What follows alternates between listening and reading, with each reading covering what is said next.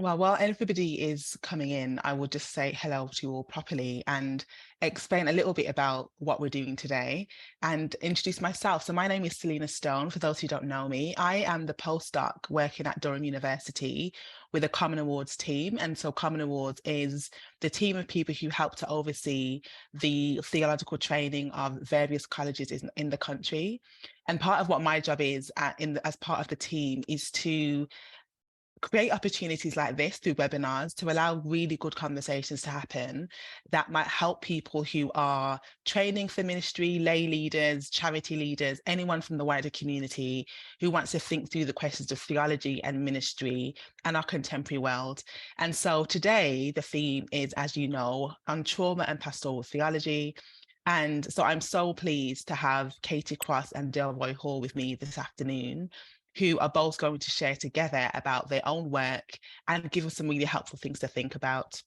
I'm going to ask Delroy and Katie to introduce themselves today, because I gave you a little bit of a bio, but I also always think it's interesting to allow people to describe themselves in the way that they'd like to be received by you all this afternoon. So I'll ask Delroy first, maybe. Would you tell the people who you are, Delroy?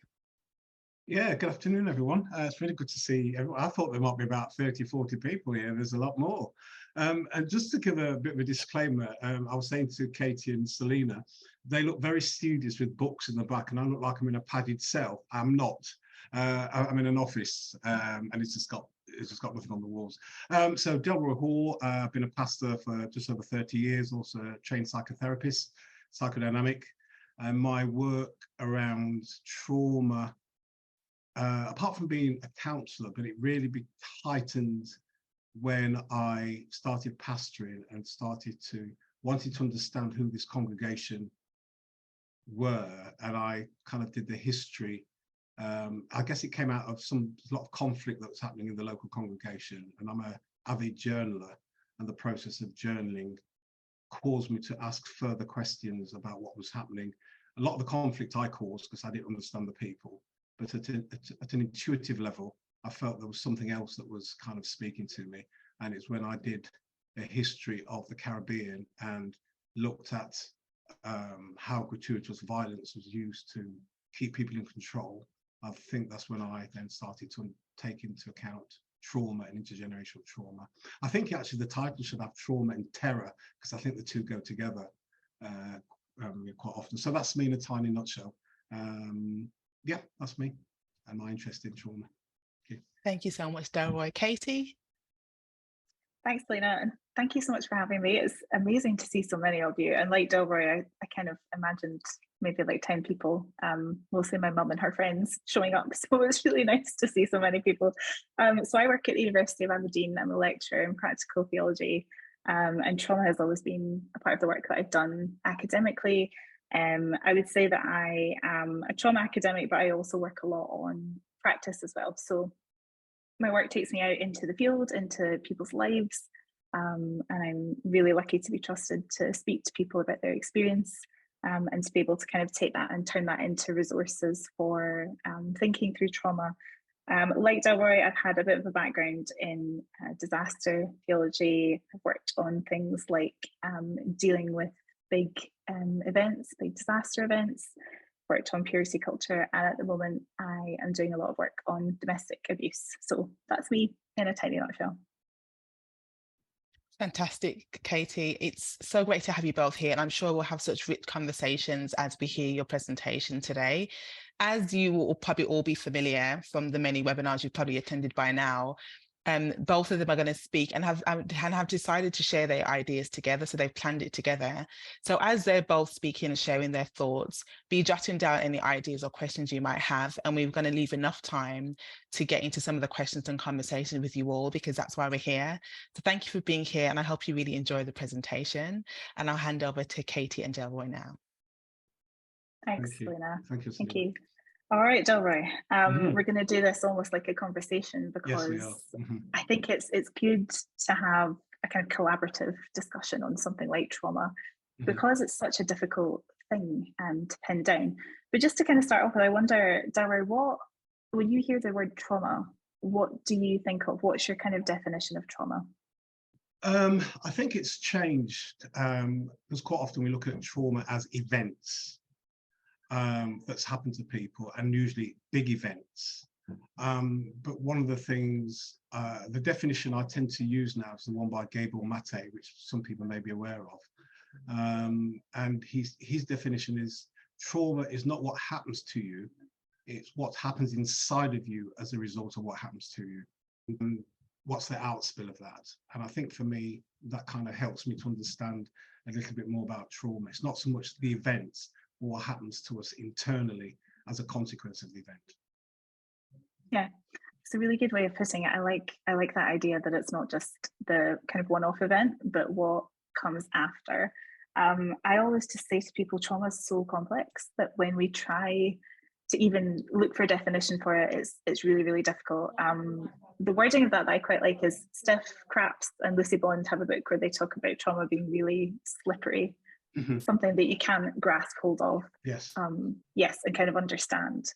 I also like that you talked about the body. So what's happening in your body and in your mind. And we've got this sort of idea that maybe the mind and the body are two separate things, aren't they? It's a big part of Western philosophy. It's a big part of teaching. All the kind of things you learn about it. Sure. But actually trauma involves both the mind and the body. And when we think about what trauma is, it's our body is responding to stress, isn't it? Yes. So we're put on the spot. There's this huge high burst of adrenaline, stress within the body, stress signals. And I suppose the other thing I would say about trauma is that continues beyond the initial disaster. Absolutely. So a lot of my work's been on dealing with the aftermath of disaster. Of course. So trauma is that long kind of aftermath, dealing with those feelings, I suppose, in your body, in your mind. Does that kind of work with what you've found as well? Yeah, it's a little bit like okay, currently the news is filled with the event that's happened in Turkey. In a few weeks' time, it won't be in the news at all, but the impact will still be taking place years after. And I think sometimes trauma is a bit like that. And actually, people can look okay, but actually things are still not quite settled in the body, and it just takes a few things to kind of trigger it off. There's a particular model I like to use. 5 models, kind of 5 ideas in terms of bio, psychosocial, spiritual, and sexual, that trauma disrupts everything in our bodies, and it doesn't, not just the physical and the mind, but actually the spiritual, actually how then we view the world, and relationships. It can actually affect relationships, and sexual as well. Perhaps know from trauma work that some people, when we are highly stressed, can withdraw from intimacy and closeness, and some people want more. My mother said to me, Delroy, why are you upsetting the people for? You know they don't want to talk about sex. I said, well, Mum, it's part of life, really. So So it kind of continues, as you rightly said. I think you're right on relationships. It's that way that you sort of with trauma, you're kind of withdrawn from what it means to live a life within a community, or what it means to live a life alongside other people. Sure. And that can be really difficult. And also, I think you kind of nailed this earlier when you spoke about how it's something that has an effect really widely on people. I think also it involves people of all different ages. Yes. Right. Cultures, backgrounds, different groups. I guess one things we could talk about is, and one of the books that is one you can buy with an SCM press discount today. It's one that I just edited with Karen O'Donnell, which is called Bearing Witness. And it's about intersectional responses to trauma. So in that book, we think about how it's not just one kind of person who deals with trauma. There's lots of intersectional issues at play. So we've got things like race, gender, sexuality, gender identity, poverty, etc., disability as well. Have you come across that in your own work, the sort of compounding traumas? I suppose I haven't, but it makes sense considering the model that I spoke about, biopsychosocial. So, and as you rightly said, that actually one of the reasons why it's so difficult to define is that we're all different and we'll experience things differently. And partly that's to do with our upbringing, how we view the world, the beliefs around the world, and how we deal with difficulties. So it's really difficult to kind of pin down. But yeah, this whole thing about just happening in one way, it doesn't. It just doesn't. So this whole intersectionality, you're absolutely spot on. So I guess that's one thing we could say is it's slippery, it's difficult to define, and it's going to be different depending on your context, the way that you, I mean, I suppose I'm speaking of a particular experience today. So, you know, your context will be different. Maybe your culture has different ways of dealing with trauma, different backgrounds. You know, we could go on. We could be here all day listing all the different absolutely. And I think the other thing as well, in terms of neglect, we can think of big things, but Gabriel Maté talks about even neglect is a form of trauma for children that have been neglected, or even adults. That in itself is a form of trauma. It's not just the car accidents or the earthquakes, as big as they are, but this whole thing about kind of neglect as well. That still can be traumatic for people. Yeah, absolutely, absolutely. I wonder if, I mean, part of what we discussed before today was some of the ways that the church is involved in people's trauma at the moment, whether that is ways of trying to help, maybe not being as helpful as it wants to be. I think maybe experiences that you've had of that as well, of kind of religious responses to trauma. Yeah, I'll be honest, you know, I guess I was raised a Pentecostal, and I don't go to a Pentecostal church now. I go to a Baptist church, and my best friend, who's a Baptist minister in America, when I told him I was no longer a part of Pentecostal church and become a member of the Baptist church, he says, "Oh, you're a proper Christian now, are you?" So that's it's kind of fun. I think so. I raised in this context, just have a little talk with Jesus, and everything will be all right. And I stopped believing that years ago. I'm not saying, and I kind of always have to kind of preface this by saying, I'm not saying that those prayers or talks to Jesus is not helpful. Because I think in some instances, and I've seen it, that people have been miraculously delivered, set free, and so forth. But for the majority of people, that is not enough. And I think for pastors, I think I'm very clear on this now. Pastors, leaders, people involved in kind of church leadership. I think there's two disciplines I think they should really be involved in. Is two major is listening and conflict resolution, but also knowing what happens to the human body when we're under stress. I just don't think we can minister effectively if we're not aware. We don't have the medical degrees, but just what happens to the body when it's under stress. I think just being aware of that can really help us in how we do ministry. So I think just have a little talk with Jesus. I'm not sure that's helpful. Just read your Bible a bit more. I don't think that's very helpful. But I think what can be helpful, there's a portion of the Bible that's lament, and I think lament is very helpful in us dealing with trauma. And I'll perhaps talk a little bit later about part of my thesis was about how we can use the Eucharist for healing. So I may kind of talk about that in a bit. But yeah, absolutely. Yeah, I think you're right. A sort of lack of. I'll talk a bit later as well about what it means to be trauma informed, what that might look like in a church context. But the sort of lack of information around trauma that is, it's kind of, at best it's not great, and at worst it's quite dangerous, because people then don't know how to deal with folk who, I mean, trauma, as I say, is a difficult thing. It's very personal.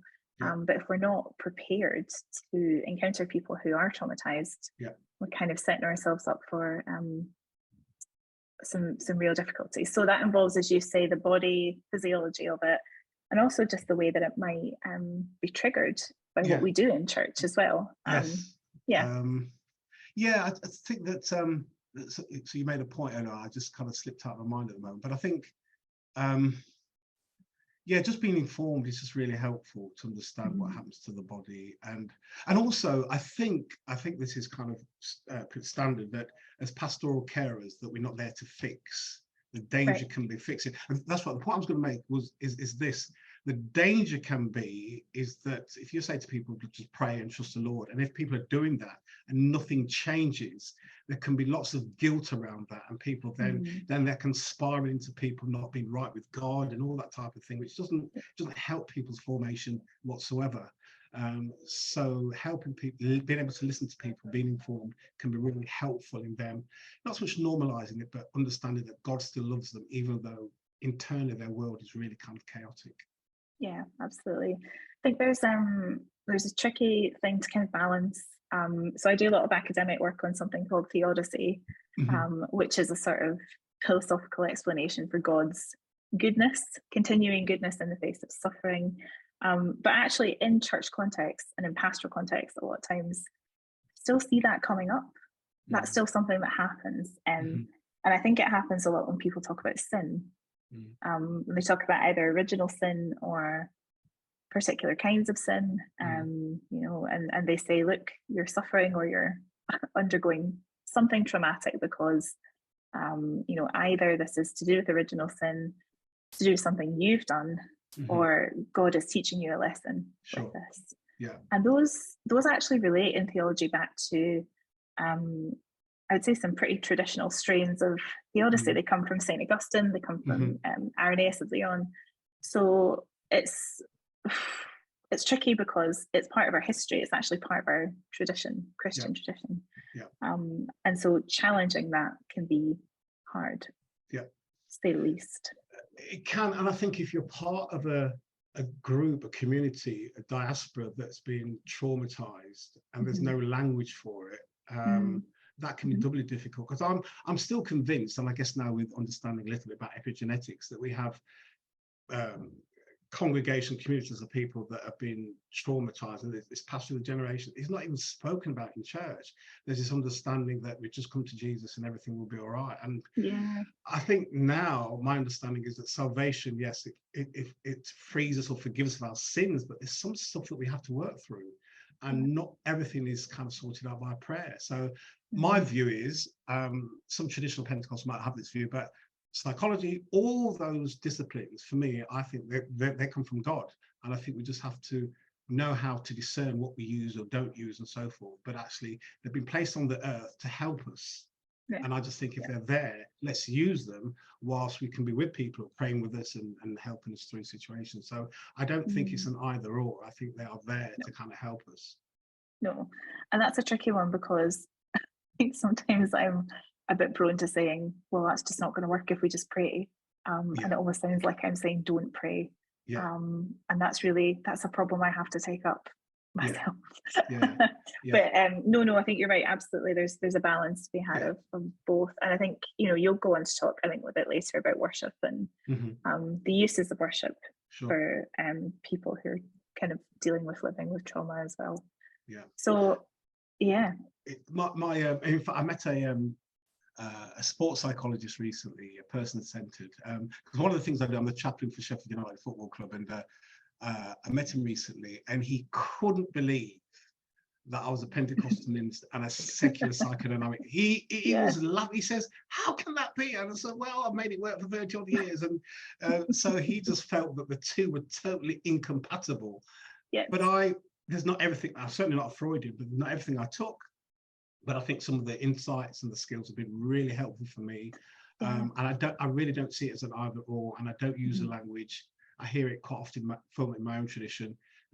What's your secular work? No, all the work is to help the earth, it's to help people. I don't use that language as secular and sacred work. I agree. And in a different part of my life, I look at things like church leaving and atheism and all this sort of stuff. And I don't really believe that there are two separate realms of sacred and secular, especially when it comes to something like this. And that is because trauma doesn't automatically pop up and go away when we want it to. Yeah, absolutely. And we live lives, whether we're churchgoers or not, we do live lives that kind of cross between the secular and the sacred realms. We do that already. And so I think making an artificial distinction isn't really helpful. No, not at all. Is it? It seems like quite an academic thing to do. And as an academic, I'm not keen on artificial distinctions that don't really reflect what's going on in life. So I agree completely. I'm from the Caribbean cultures. Well, sorry, I was born in England, but obviously I was influenced by my parents, and there was not this kind of separation. And you still hear the language today. So I'll say to me, even now, my mum's 87. I'll say, "Oh, mum, I'll speak to you in a few days' time." I should say, "If life spares." There's no guarantee. So do you know what? That's so funny, because my granny, who was a Church of Scotland woman for all of her life, right? Yeah. Born and brought up in Clydebank, which is a part of Scotland that was, just torn down by the Blitz. Yeah. She used to say, when I would say goodbye to her, I'd say, bye, Granny, and she'd say, I'll see you tomorrow, God willing. That's if the right. Lord allows it. It was exactly the same thing. Yeah, so the language is there. It's just there. Yeah. It is just there. Yeah. So I suppose what we can take from that is, I think there will be churches, and I think there will be places that are trying to be more trauma informed. Yeah. I think we can probably safely say that the majority of places we're still, learning about trauma is quite new. Trauma theology is a really new area. So we're maybe not in a place where we know as much as we could know. Sure. And so we've got further to go, haven't we? Yes, yeah, absolutely. I think, and I think the more that we know, obviously, then we can then be a bit more informed, and then ministry can be practiced better, and we can have better practitioners. And for me, you don't necessarily have to go to university. I just think being well read and maybe some training courses to kind of help people can be a bit more informed is really helpful, really. Yeah, absolutely. With that, we do have some suggestions that we can discuss both together, and also would be really interested to hear what everybody thinks of some of the suggestions that we have. Sure. Shall I do my academic disclaimer, Delroy? Yes, please do. Yeah. So the disclaimer around some of what we're about to talk about is that, first of all, trauma is something that is really individual. If it happens within the body, it happens to an individual. People can go through the same event and they can have different traumatic responses, or it could even be that one person has a traumatic response and another doesn't. It can be that complex. So it is individual. Also, not all of these suggestions are going to work in every context. That's just how it is. You come from a Pentecostal background. I was going to say I'm in the Church of Scotland. I'm kind of a floating voter at the minute, but that's my background. And it is really also, we talked about whether or not we should point all of you to resources for trauma, didn't we? And the difficulty with that might be that these resources can be quite limited. They can sort of point you away from your own context. So if we suggest something, it wouldn't fit absolutely everybody. So these are just, I suppose, some approaches that we've both considered in our own work, right? Yeah. Anything else you'd want to disclaim right now? No. I think you hit the nail on the head. Yeah, you've done that well. Yeah. Excellent. Very good. Yeah. I suppose the first thing, and I can talk about this, and I'm interested to hear what you think, Delroy, is the idea of being trauma informed. And sort of more widely, this just involves really centering in on trauma survivors. So when people talk about being trauma informed, it's mostly about respecting the stories that trauma survivors have to tell. So listening to them, listening carefully to their experiences. Might also involve things like making sure that person who's going through trauma is connected. Right? So trauma tends to disconnect us from relationships. We talked about this earlier. Tends to make us think that other people won't understand. And then we turn away. We don't want to rely on other people. So keeping survivors connected, things like community, peer support, and just feeling like there's a support network around you is really vital. So sort of pulling people back in so that they don't feel that they're on their own. Is that something you've kind of seen in your own work as well? Yeah, and one of the things that's really interesting in grief work, neuroscientists have made it very, very clear that people grieve better in community than on their own. And actually, we see that in other cultures where there is far more community, where they haven't got psychological interventions and so forth, but this is whole community. In one sense, if you think about it, it makes sense, the whole community trying to rebuild itself. It really, in a way, it's a focus off what's taken place and focus on kind of rebuilding. So certainly from the work that I've, the little bit of work that I've read around neuroscience, they just say, hands down, it's better that we deal with these things in community than being on our own. So, and for me, the church, and for me, is not just a Sunday thing between 10 and 12. It has to be what happens between the other 166 hours of the week, where people don't feel on their own and kind of left to drift with all this stuff that's going on in their lives. So the whole community thing is it's absolutely essential, really, really important. Absolutely. Yeah, absolutely.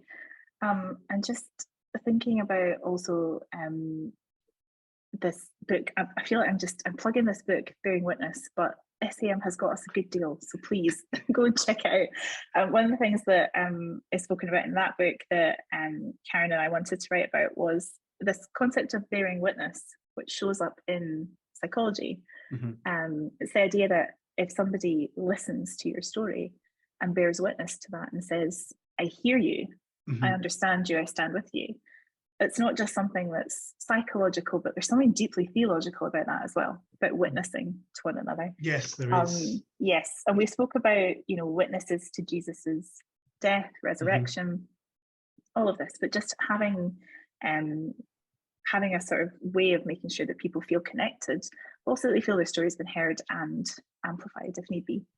Yeah, it's quite interesting. One of the issues, and it is linked to what we're talking about, one of the issues that lots of people from marginalised communities have, when they tell their stories to people, they're not believed. And quite often that's to do with the person who's listening. There's no frame of reference, and some of the stuff they hear, they just can't take in. And last year, I did some work on inclusive leadership, because I'm doing some training on that. And I said this very same thing. And when we'd finished, I was in the kitchen washing my cup, and one of the senior managers came in. He says, Delroy, said, I've sat and been with you in the training. He said, I now realise the amount of people I've just ignored, I dismissed, because I didn't believe their stories. And he felt really bad about it. I said, look, whatever's happened has happened. Now you know different. I've given you tools now that you can create that space within yourself. And you're right, it's this whole thing about being not listened to, not heard, not seen, not believed. And that compounds things. And most of us will know that if we are listened to well, how healing that can be, even if you've got to go back and face the difficulties. So listening is incredibly important. Exactly. And it's not, as you say, it doesn't take it away. And that's absolutely not, that's not what we, in the book, that's also not what we suggest. We don't suggest that completely rids people of their trauma, only that it's powerful to listen and to be heard. And again, that's something that can only really happen in community with other people. So we need other people. We can always write things down ourselves. We can talk about journaling and things like that, but it's important to be heard. I suppose also another thing would be safe practices, so establishing external help. And this is again where I think that line between sacred and secular is very blurry. We should be taking all of the help that we can get for related issues, depression, anxiety, anything like that. Should be encouraging people to take that help. Intersectional issues, I guess, as well. We've talked a little bit about that already. So just being aware of the extra and kind of compounding ways that those affect people. And being able to listen to hear the story, even though it's not even in your context. You think, gosh, how can this be? But actually, this is their lived experience, and this is what's happened. And it's about being believed. And I think sometimes, Kate, sometimes as practitioners, we underestimate. I think there's lots of things we underestimate. One of the things we underestimate the ability to listen well, and also we underestimate just the power of our presence. You're there with the person, and we're not being distracted, but we're with them during this time as they share their story. That in itself is absolutely powerful. And that's before we even say anything. Our very presence can be kind of therapeutic. So that's kind of good to know. It's really key. I wonder if you want to say a little bit about sort of trauma-informed worship, things like lament that you're really interested in your own work. Eucharist as well, I think, was one of the things you were wanting to kind of think about. Yeah, I think what happened, so we had lockdown, and I remember, I did some work for the NHS in Birmingham, but I also did some still doing it now, some online, on every Tuesday night. I do, I guess, a bit of a plug on online in lockdown. I do Facebook, LinkedIn and Twitter on Tuesday nights. And I remember thinking about what people were going through at a particular time. And I remember thinking, some people just can't wait to get back into the building and worship and, victory. And I thought, no, how about, certainly from my own community and others, lots of people died during that time. And what impact did that have on the congregation, the community? And how could we just go back into the building and start worshiping as if nothing happened? So this whole thing about lament for me was really important. What we know from psychology and so forth, it's really important to express how we feel. Lament gives that place thousands of years before psychologists knew. So that's one.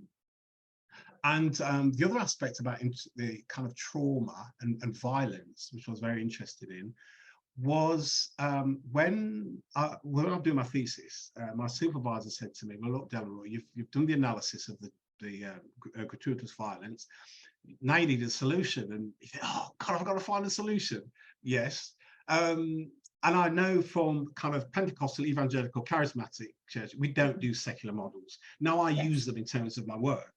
And I remember thinking, well, God, what can I use that's kind of biblically based? And it took me a while actually, because I couldn't think of anything. But then I remembered I did a sermon a few months earlier about the violence of the Eucharist, which we seldom talk about. And as I did oftentimes, I kind of took a leap of faith and I spoke about the violence of the Eucharist, the breaking of the bread, the spilling of blood. And I said, so I approached him in two different congregations. And if you know anything about Pentecostalism, there's a kind of call and response. And I've never kind of preached for that, but these two congregations were silent as we kind of shared together. And I said, look, our understanding is that the bread symbolizes our sins. But what I want us to do today, as we have the bread in our hands, or the wafer, what is it that ails you? Bereavement, abuse, divorce, separate. What is it that you are really struggling with? And let that represent, and pray to God about what it actually is. And then as we drink of the wine that representing the blood, that is the process of healing. And it was amazing the conversations I had with people after the service. And that was really kind of a major departure from our kind of tradition. But I just felt we don't talk about the violence of the Eucharist. And also trauma for me. The Easter story is one of trauma, major trauma. And then in certainly in my tradition, you went from Friday to Sunday. Hang about every week there's a Saturday. So how can we never speak about this? So it's when I was doing my studies, Holy Saturday, what's this about? So crucifixion, trauma, period of not knowing, suffering, uncertainty that happens in events. The resurrection, as my understanding is, there's this kind of celebration, but hang about, the resurrection has the scars of the crucifixion. Yes. So we may be liberated, we may be free, but we'll have somewhere some remnants of what we've gone through. And it just kind of made sense to me that we talk about the resurrection, but I don't think I ever heard any sermons about the scars other than Thomas in a kind of negative way. But for me, the scars are a reminder, this is what I've gone through, but I'm out the other side now, so to speak, but actually this is what I've gone through, and these are the marks, these are the scars I've been through. So absolutely, and that emphasis on the crucifixion, resurrection, and then that time after the resurrection where we only think about the triumph of the resurrection, and we think about how wonderful it is that Jesus is back. He makes this ultimate comeback, and shouldn't everybody be really happy and excited? And one of the little kind of vignettes that's been really useful for me, both in academic work, but also in kind of discussing this with people who have ongoing trauma as well. It comes from a book by Serene Jones. It's called Trauma and Grace. And it's a story of the disciples. They're walking on the road to Emmaus. So they're all walking together. They've kind of had this huge bereavement, huge moment where Jesus has died. And they're kind of in this shock, really. They're trauma survivors. They've just seen their friend die, or they've heard of their friend die, and they're completely disoriented by that. And then Jesus comes alongside them, and he's listening. He's kind of letting them tell their stories. The way they're talking is really frantic because they're still in this place where they've not really figured out what's going on. And then this sort of recognition of what they've been through and who Jesus is sort of comes in these waves, but it's still not complete. You know, there's no solid truth. And then Jesus feeds them, they sit, they have a meal. I really like that as something to do with kind of self-care during trauma, you know, feed the body, Yes. have a rest. Yeah. Really important for people, both people living with trauma and also people dealing with that. And then Jesus disappears. He just says, "My peace I leave with you," and then he goes. And it's so interesting that he kind of leaves them there. So there aren't any resolutions. No. But he does leave them with peace, and he says to them, "That's the kind of ultimate aim. But I'm not going to leave you with anything else. See you later." He just leaves. And these stories are, you know, of course, we don't always read them with a trauma lens on, but sometimes it can be, it can be important, I think, and as you've said, really, really important, not only for reading of the Bible, but also for practice, for things like communion, Eucharist as well, you know. I think, you know, I've been in practicing therapist over 30 years now, and I don't think I've ever heard anybody come and say they want peace, but that's what they want. You know, there's lots of disturbance going on in relationships and so forth, but actually that's what they want. They want peace. I want peace from all this internal stuff that's going on, poor relationships and whatever it might be, self-harm, depression, you know, what is coded in, I want peace. And that's what people want, peace. Peace, but also how annoying lack of answers.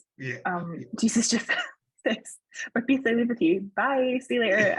And he leaves the disciples with with a lot of questions. So I suppose reading that, and also that kind of reminds us of, you know, in the aftermath of these events, trauma doesn't go away. There's not an end date, there's not an expiry date on it. You can't say, "Oh, look, it's been a year, it's been 2 years, 10 years since that thing happened. Why are you not over it yet?" Sometimes people live with this for their whole lives.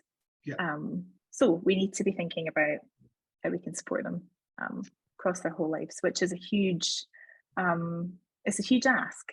It's difficult, isn't it? It is, but also to let people know, Katie, that actually it doesn't go away, and the remnants may never go away, but actually they're still loved by God. They're not forgotten by God. They're not stuck out on the edge by God. It's a life. And as you were talking, a friend of mine, she's a twin, and she told me a brother, this is literally 4 weeks ago, a brother was rushed into hospital, not really good at all, and I went to see him last Friday, and they discovered he got lung cancer and it spread to his brain. And we were talking, he said to me, "Delroy," he said, "life is not a mystery to be solved." He was discharged on Friday to go home to strengthen himself to start treatment, and his sister phoned me on Monday to say he'd passed. Oh my gosh. And I'll be going to see them this evening, and he was right that he was Rastafarian, but he said, "You know, Delroy, life is not a mystery to be solved." And I think in the West we want answers for everything, but actually recognizing that actually there are no complete answers about lots of things, even though we might ask why, but actually there's no answers for lots of things. And that need for answers it's there, and it's human. I think it's really human, because we want to make meaning from things. And a lot of my early work on trauma was on disaster. You know, how can God allow terror attacks or tsunamis and things like that? These are really natural questions to ask. So it's right that we don't say, "Just stop asking that. That's just ridiculous. You know, we can't ask that." At the same time, it's so difficult to give these answers. Sometimes, you know, mystery is part of theology. It's part of how we live. So it's kind of a balance, isn't it, of staying flexible. The other thing about rushing and finding answers, or really wanting to give answers, is that I worry, I think a lot of trauma theologians worry about this, that we don't leave space for people's trauma. We don't actually leave space for the reality of it. So we say, "Oh, just come on, get over it. Like, let's just try and, you know, feel more hopeful, or let's move on from this." And then what that does is it makes people feel that they, in some way, are to blame if they can't move on. Indeed. You know, so I suppose one of the things about that is, if you're in a situation of pastoral care, why do we feel so uncomfortable with people who can't move forward immediately? I've been there myself. I'll put my hands up and say I've been in situations and heard people's experiences, and I thought, come on, like, could we move forward with this? And it is such a human thing to want to reconcile all of that, but it's trauma. It's not predictable. No, and I think one of the things is that the thing we're trying to get away from is the pain that we feel. We do loads of things to get away from pain, but it's a part of our life, isn't it? Part of human existence. But one of the things I would say, and I think when we chatted initially, the whole thing around post-traumatic growth, which I kind of call a secular resurrection. Even though I said I didn't use the word, but you know, God's not involved in it at all. But there was a couple of psychologists, I think back in the 70s and 80s, who interviewed people who'd been through traumatic incidences, kind of critical incidences, and the kind of 5 emerging themes. And the first one was life was really important, and then the second one I think was friends and family were important. The third one was that people saw new opportunities. Fourth one was people were stronger than they thought, and then the fifth one was spiritual meaning, thinking kind of people realized they didn't have to be as materialistic as it had been in time past. But lately, the sixth one that's kind of emerging is, what does all this mean? And I think the incident, you can't unhappen it, but actually as people go through this process, you know, what does this mean? And I think there's something to be added from the world of psychologists to how they work through, but also even in a Christian context. I think, you know, we are interested in meaning, even though we might not be able to resolve matters, but actually, how do we understand this theologically? How does this make sense to us theologically? And maybe there are no fully formed answers, but we get a sense of what's kind of taking place. Yeah, there are no fully formed answers. And also, I think it just bears saying that the communities we find ourselves in are not perfect. You know, we're in imperfect structures, and it's a difficult thing to say. We all just need to push the structures, pull the structures down. Listen, I was on a picket line this morning. I'm very much in a pull the structures down mood at the moment, so I'll just go for that.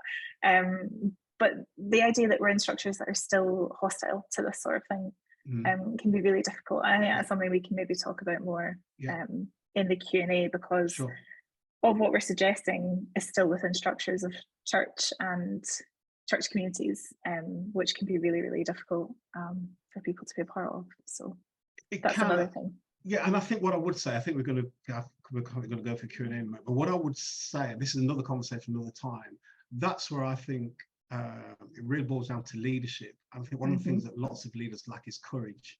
We just keep doing stuff that we've done for 10, 20, 30 years. We won't do anything new that actually meets individuals. So as much as I was a pastor, I was involved obviously in leadership for 30 years, and I was called a maverick on many occasions, but actually we did some really kind of creative stuff. And I just think, you know, if you're called to lead, I'm very clear on leadership. It's about serving, it's about doing new creative things, and also it's about training and developing people. Very, very clear on that. And I just think, even if you're in an organization that's incredibly rigid, you can do a lot in your congregation. You can really do a lot. If people report you, well, you know, let them report you. I've been reported a few times, but I think you can do a lot you might not be able to change the big structure, but you can do something quite a lot in your diocese or your congregation. Just in your little corner, I think just staying flexible, and I suppose leaving space would be my big takeaway, both from academic work, but also from work I've done with trauma survivors, is leaving space for everybody just to, you know, think through what it means to be living with trauma, what is the complexity of that, and just not rushing survivors forward as well. Understanding that people move at different paces. In other words, as I end almost every lecture with my students by just saying, it's more complicated than you think. Yes, indeed. But there's almost something we can take from that and say, look, it is complicated, but that's okay. You know, just once we have a recognition of that, we can move forward and think about how we can change that. Sure, indeed. Good. Absolutely. Thank you both so very much for everything that you have offered us today. We'll give you a virtual round of applause. It's been really, really rich and great conversation. Great to have you all with us. And I hope you have a wonderful rest of the afternoon. Thank you all. Thank you. Thanks, Yeah. Selina. Thank you Thanks, so much. everybody. Take care. Thanks for your time. Really appreciate it. Bye. Thank you.